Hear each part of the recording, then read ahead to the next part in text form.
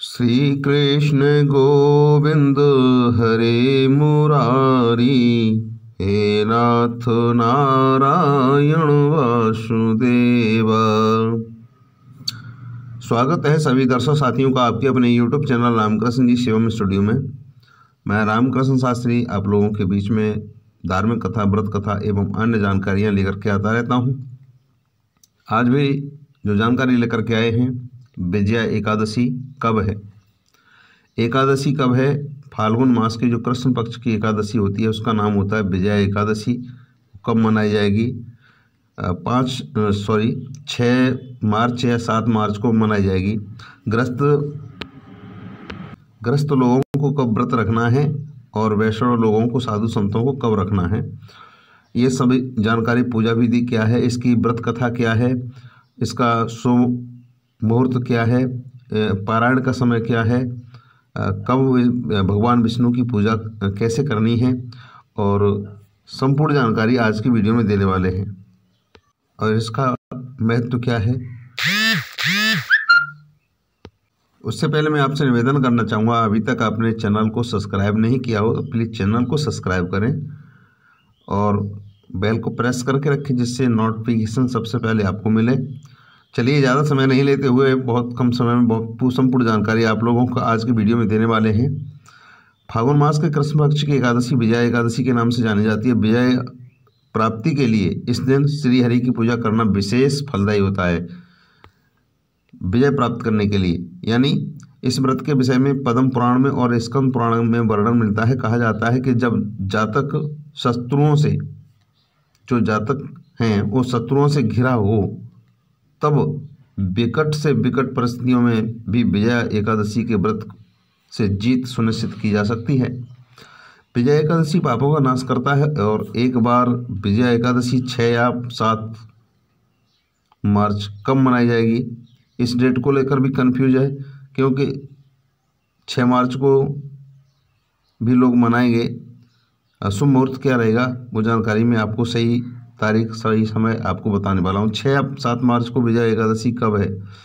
पंचांग के अनुसार फाल्गुन कृष्ण पक्ष की एकादशी 6 मार्च 2024 को सुबह 6:30 से शुरू हो रही है और अगले दिन 7 मार्च 2024 को सुबह 4:13 तक रहेगी। तो 7 मार्च को सुबह 4:13 तक रहेगी। इसलिए 6 मार्च हिंदू धर्म के एकादशी व्रत उदया तिथि के अनुसार किया जाता है। लेकिन जब एकादशी तिथि 2 दिन पड़ रही है तो ऐसे में गृहस्थ स्मार्त यानी स्मार्त संप्रदाय के लोग पहले दिन एकादशी का व्रत करना चाहिए। विजया एकादशी 6 मार्च 2024 को श्रेष्ठ रखना व्रत श्रेष्ठ होगा। लेकिन यहाँ पर 7 मार्च 2024 को इस दिन वैष्णव संप्रदाय के लोग विजया एकादशी का व्रत करेंगे। दूजी एकादशी यानी वैष्णव एकादशी के दिन सन्यासी संतों के लिए एकादशी का व्रत करना चाहिए। बात करते हैं विष्णु की पूजा किस समय करनी है। विष्णु की पूजा सुबह 6:41 से 9:47 तक करनी है। विजया एकादशी का व्रत पारायण का समय है दोपहर 1:43 से शाम को 4:04। 7 मार्च 2024 गृहस्थ के लिए दोपहर 1:43 से शाम 4:04 तक।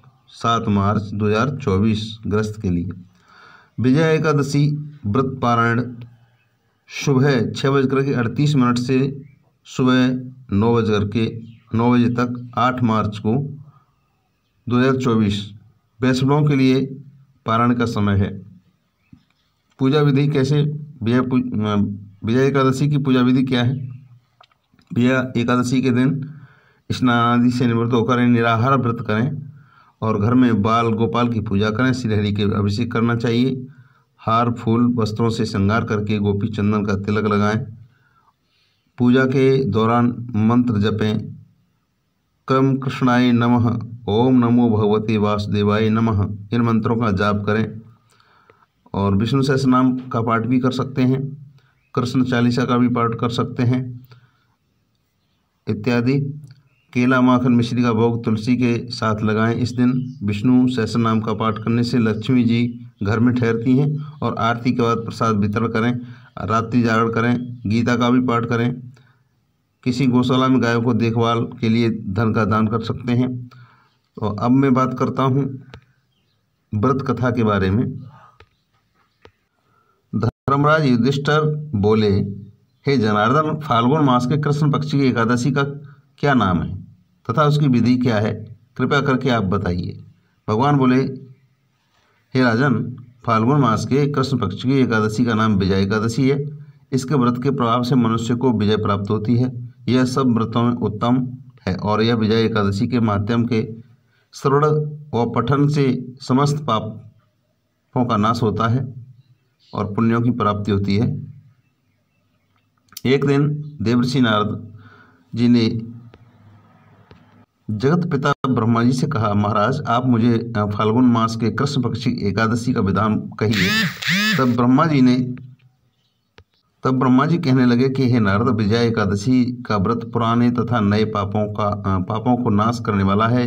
इस विजया एकादशी की विधि मैं आज तक किसी से भी नहीं कही।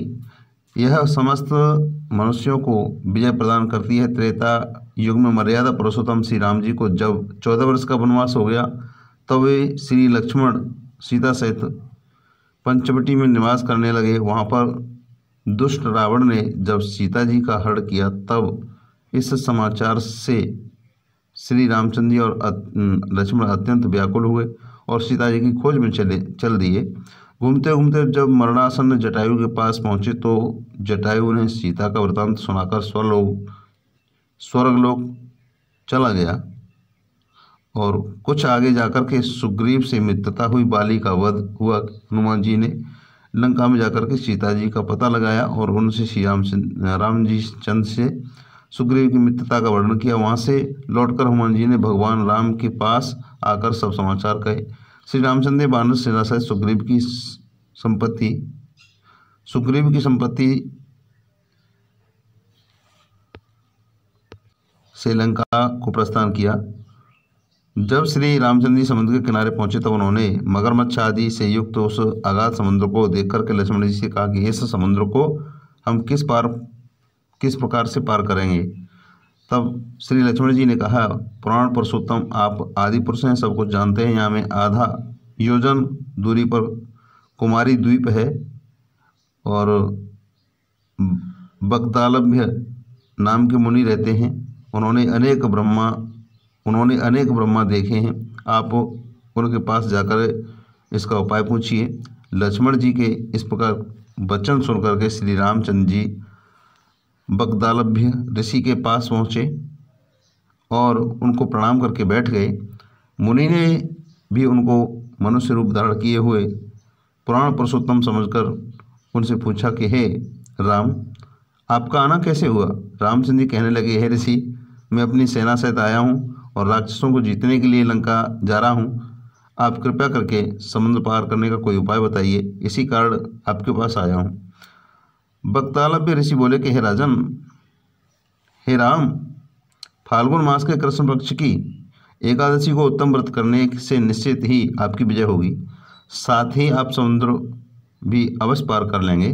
इस व्रत की विधि यह है कि दशमी के दिन स्वर्ण, चांदी, तांबा या मिट्टी का एक घड़ा बनाएं और उस घड़े को जल से भर कर गए और 5 पत्ते रखकर वेद का पर स्थापित करें।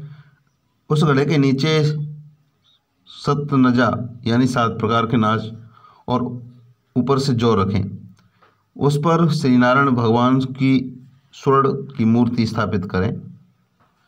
एकादशी के दिन स्नान आदि से निवृत्त होकर के दीप, धूप, नैवेद्य, नारियल आदि से भगवान की पूजा करें। तत्पश्चात घड़े के सामने बैठ कर के पूरा दिन व्यतीत करें और रात्रि को उसी प्रकार बैठ कर के जाग करें। द्वादशी के दिन नित्य नियम से निवृत्त होकर के उस घड़े को ब्राह्मण को दे दें और हे राम, यदि तुम भी इस व्रत को सेनापतियों सहित करोगे तो तुम्हारी विजय अवश्य होगी। श्री रामचंद्र जी ने ऋषि के कथनानुसार इस व्रत को किया और उसके प्रभाव से दैत्यों पर विजय पाई। अतः हे राजन, जो कोई मनुष्य विधि पूर्वक इस व्रत को करेगा, दोनों लोकों में उसकी अवश्य विजय होगी। श्री ब्रह्मा जी ने नारद से कहा था कि हे पुत्र, जो इस व्रत के महात्म्य को पढ़ता है या सुनता है, उसको वाजपेयी यज्ञ का फल प्राप्त होता है। एकादशी की कथा यहीं पर विराम लेती है। मिलते हैं नेक्स्ट वीडियो में, तब तक के लिए सभी के लिए प्यार भरा राधे कृष्णा। आशा करते हैं आप स्वस्थ होंगे और आपकी मनोकामना भगवान विष्णु पूरी करें। चलिए, चैनल को सब्सक्राइब नहीं किया तो प्लीज़ चैनल को और सब्सक्राइब कर लें। जय श्री राधे कृष्णा, जय श्री श्याम।